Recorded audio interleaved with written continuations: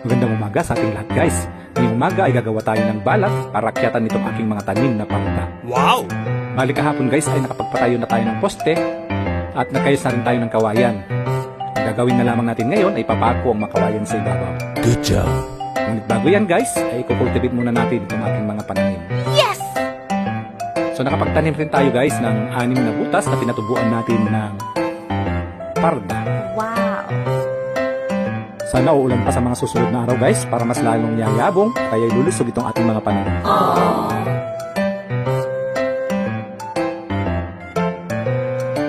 Kung mapapansin ninyo guys ay medyo malaki-laki na rin itong aking mga tanim na parda.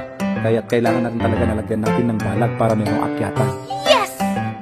So naglagay rin ako ng stick guys para dito na aakyat yung mga tanim. Ayan. Good job! Okay guys, so pagpapatuloy na natin yung pagpapako sa ating balag.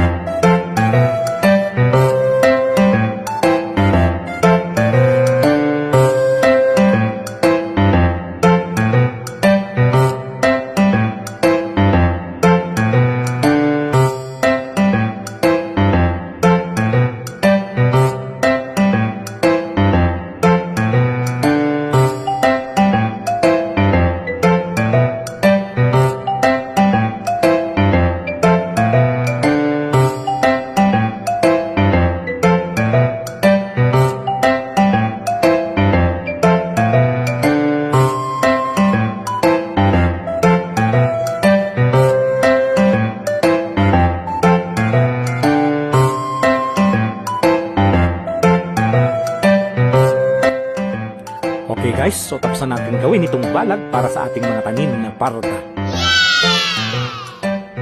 Bye guys, thanks for watching.